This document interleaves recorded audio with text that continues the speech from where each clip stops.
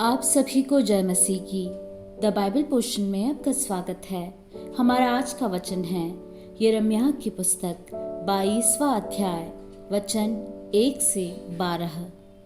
यहोवा ने यूं कहा, यहूदा के राजा के भवन में उतरकर यह वचन कह, हे दाऊद की गद्दी पर विराजमान यहूदा के राजा, तू अपने कर्मचारियों और अपनी प्रजा के लोगों समेत जो इन फाटकों से आया करते हैं, यहोवा का वचन सुन।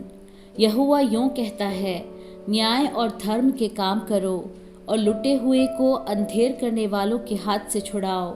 परदेशी, अनाथ और विधवा पर अंधेर व उपद्रव मत करो, न इस स्थान में निर्दोषों का लहू बहाओ।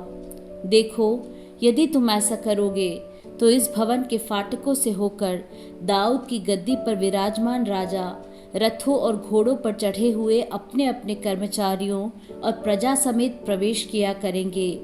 परंतु यदि तुम इन बातों को ना मानो तो मैं अपनी ही सौगंध खाकर कहता हूँ, यहोवा की यह वाणी है कि यह भवन उजाड़ हो जाएगा, क्योंकि यहोवा यहूदा के राजा के इस भवन के विषय में यूं कहता है, तू मुझे गिलाद देश सा और लबानोन के शिखर सा दिखाई पड़ता है, परंतु निश्चय मैं तुझे मरुस्थल व एक निर्जन नगर बनाऊंगा।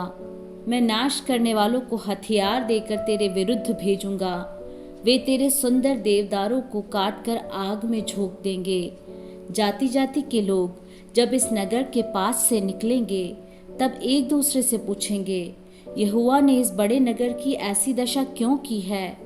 तब लोग कहेंगे, इसका कारण यह है कि उन्होंने अपने परमेश्वर यहोवा की वाचा को तोड़कर दूसरे देवताओं को दंडवत की और उनकी उपासना भी की। मरे हुए के लिए मत रो, उसके लिए विलाप मत करो, उसी के लिए फूट फूट कर रो जो परदेश चला गया है, क्योंकि वह लौट कर अपनी जन्मभूमि को फिर कभी देखने न पाएगा।